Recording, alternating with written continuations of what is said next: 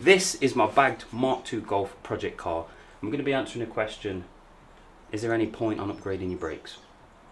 In today's video, we're going to be installing all of these brand new parts as you see on the desk and improve the way the car's going to drive.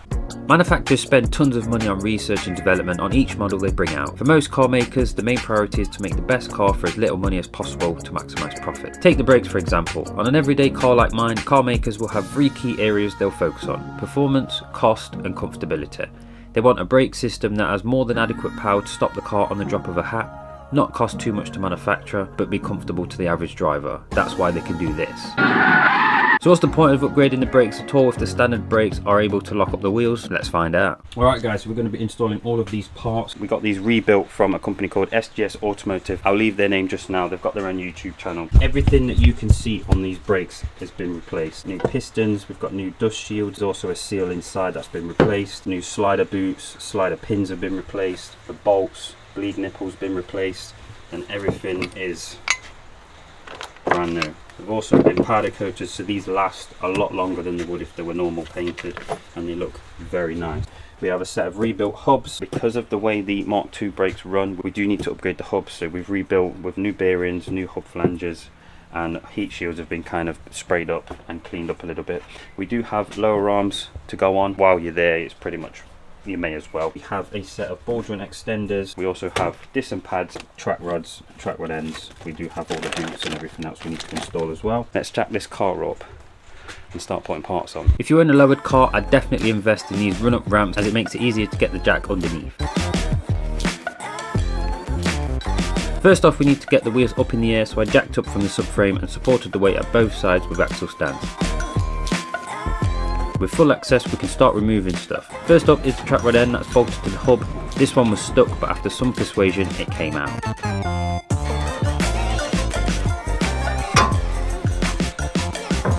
After that, the 2-pinch bolts need to come off.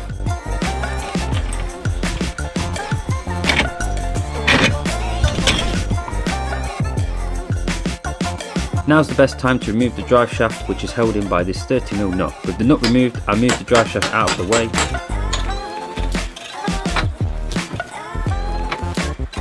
Next up is getting the old crusty caliper off. First off, I install this brake pipe clamp. This stops brake fluid leaking out of the pipe once it's removed. It also stops air going back into the system. Next up, I remove these two bolts holding the caliper on and slid the caliper off the hub.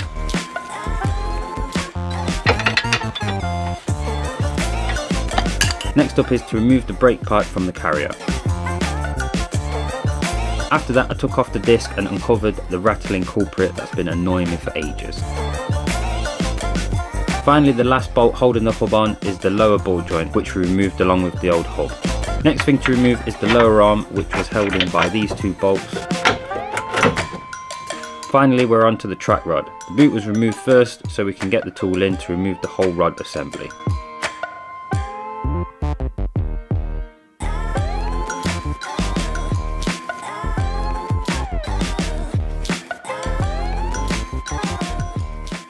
Right guys, brakes have been removed on one side. As you can see, there is a little bit of a difference. These, what are currently on the car, are 239mm brakes, and these are 280mm brakes.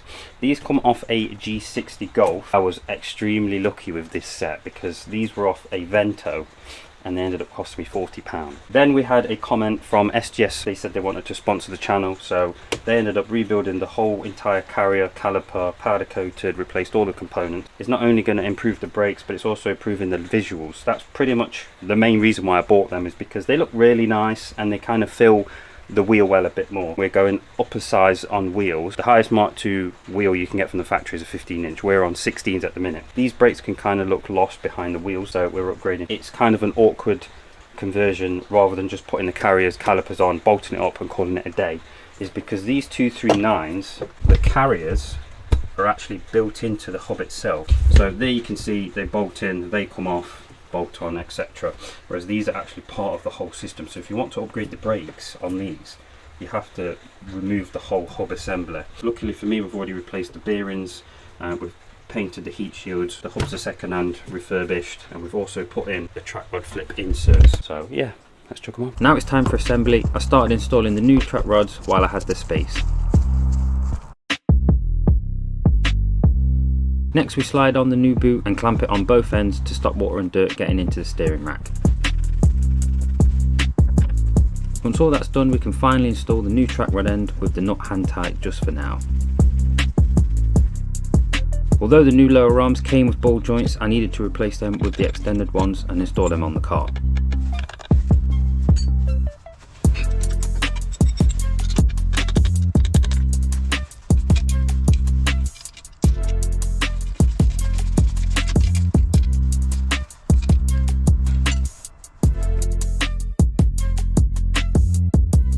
Now it's the satisfying part because we can start building up the brakes with brand new nuts and bolts. First up, I installed the freshly rebuilt hub on the lower arm with the disc already installed. Connected the drive shaft and tightened up the track rod end. Next up is the powder coated carriers, which get bolted up with two 17mm bolts. After that, using the new nut to tighten up the drive shaft. Because the car is on air suspension, we want as much clearance as possible so the arch doesn't hit the tyre or wheel on the way down. So we give the car as much negative camber as possible by pushing the top of the wheel and tightening the 2-punch bolt. With the hub now secured from the top, bottom and middle, I tightened up the track rod end nut. Then installed the new brake pads. Then attached the brake line to the new caliper and bolt it to the carrier.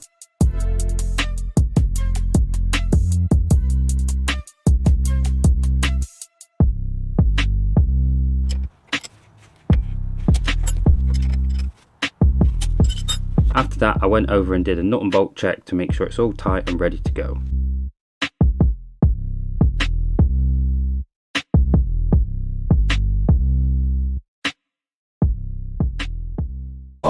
Okay guys, so this job took a little bit longer than we thought, but everything is on, everything is complete. The 280mm discs are on, the calipers, carriers are built up, got our track rod on just here. Obviously it's not tightened up yet because we still need to do an alignment on this car. Once I've done an initial alignment, just to sort of centralise the wheels, I'll send it off to get redone. Massive shout out for SGS for building these brakes up because they look absolutely beautiful. They're going to look really well tying in all the red we have on the car. Obviously we have front grille, front red stripe bumper, and then obviously on the sides we'll have the red calipers, and then at the back we've got the heck blend, the rear lights and the rear bumper. So we've got just enough red to have a little bit of subtle differences here and there. So yeah, shout out to SGS. It's just a case of doing the other side in the same order and then building it all back up and then sort of going for a test drive, make sure everything's okay. Without getting too technical, I wanted to explain the purpose of the ball joint extender and track rod flip kit that I'm installing on the car. They both work in conjunction with each other to minimise bump steer. Bump steer is when your wheels move without any steering input when going over humps in the road. This is caused by improper angle or length of your suspension and steering components. In order to minimise or gain zero bump, the track rod and suspension arm must have the same arc of travel. If they don't, you'll get bump steer. If they match, you won't get bump steer. The more we lower a car, the more the car could potentially bump steer, so it's important to have the car properly set up to avoid this. The other reason for the two components is because of the air suspension. When the car is at its lowest, it sits on the track rods, which could potentially bend them and cause issues. Plus we want to go lower, obviously.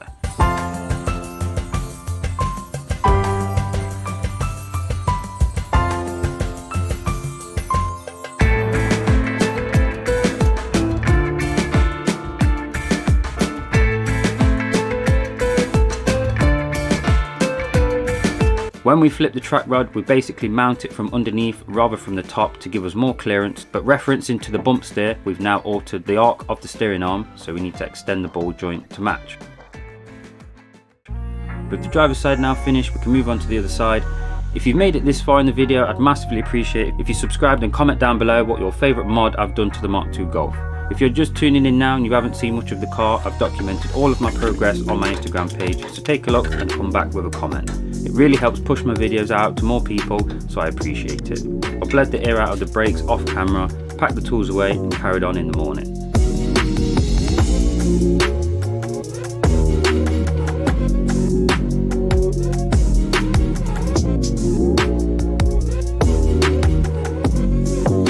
Tomorrow. we're going to be cracking on with the tracking. It is towing in slightly, so we're just going to do an eyeball adjustment. We're going to take it for a road test, and I'm going to show you how these calipers look under those wheels. Make sure you stay tuned for that. The wheels were towing in and we needed them straight as possible, so I loosened this lock nut and twisted the rod in to bring the wheel level. I got it as best as I could and hit the road to test out the new steering and suspension components. Now in the Mark II Golf, after we've just fitted all new brakes and the majority of the suspension system, I've got to say, from my eyeball alignment, I've not done a great job. When I pulled the car out and put it on the driveway, both wheels were still towing in a bit, but as an eyeball alignment, it's not too bad. As you can expect, yeah, it's throwing me around. It just takes a couple of tries. You're not going to get it bang on straight away, but it drives so much better. The steering is actually a lot lighter than it was before, so we've actually improved the way the car is feeling. Not bad. Obviously, with brand new brakes, you do have to bend them in before you can do really hard slamming. But not bad. Although the steering is sort of, I'm having to correct it to the left a little bit, and it drives not too bad. I think it's just going to be getting it in, tweak it, go for a drive, get it in, tweak it, go for a drive. In the meantime, while I'm waiting for somebody to do the alignment on it. Say a massive thank you for SGS for sponsoring us on this video. You guys are interested in having your brakes refurbished, powder coated.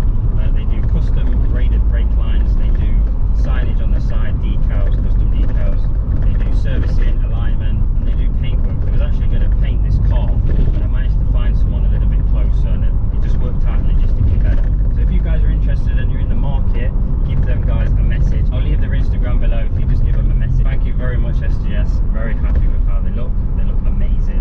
And I gotta say, it's taken me absolute months to put these on because there's been a lot going on. There's a tunnel coming up.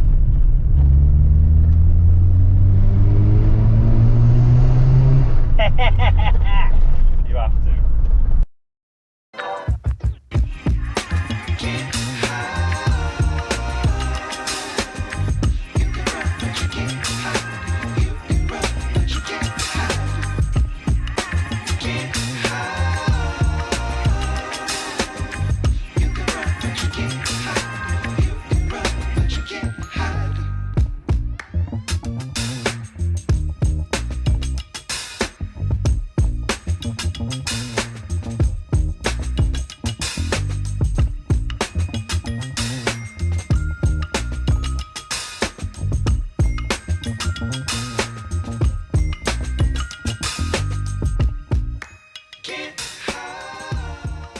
The car has now been finished. I've did all the brakes, everything is on. I've road tested the car.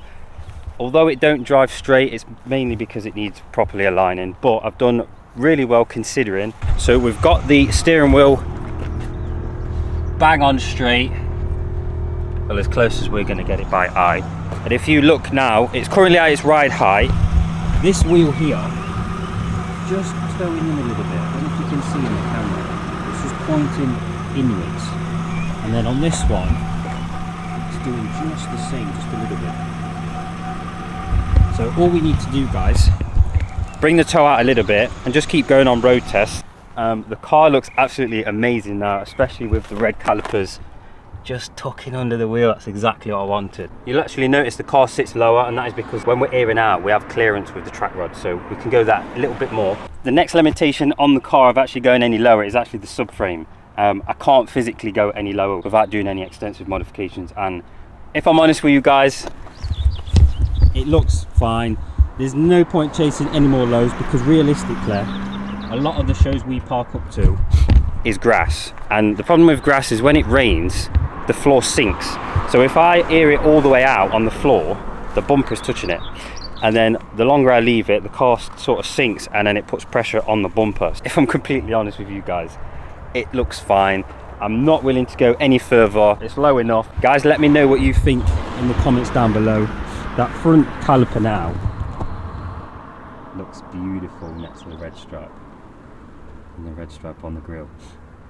It's absolutely beautiful. That caliper just fills out that wheel just as much as I need to without going too overboard. Front brakes are on, and I'm going to answer the question right now.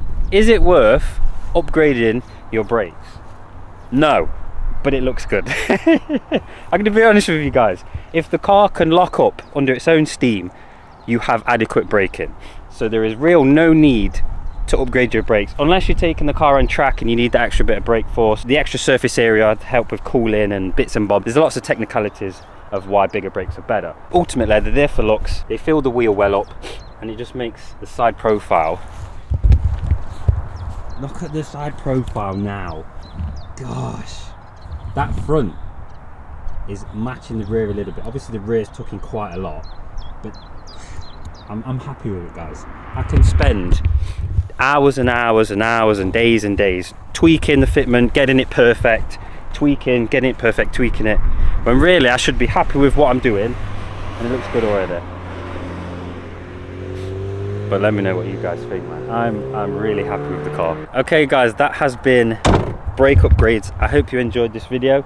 We are now coming to the end of the project, so I want you guys to put in the comments down below, what else do you want to see on this car? And if there's nothing you want to see on this car and you're pretty happy with how it is, I want you to put down in the comments below what project car we should buy next, because I'm sort of in the market to get something new, something cheap, and I want to do a budget build for you guys, just to show you guys that you can build a car pretty cheap. If you want to see something like that, let me know in the comments down below. And if you've enjoyed this video so far, be sure to give it a like and subscribe. It really does help out the channel. And yeah, I guess I'll see you in the next one. Peace.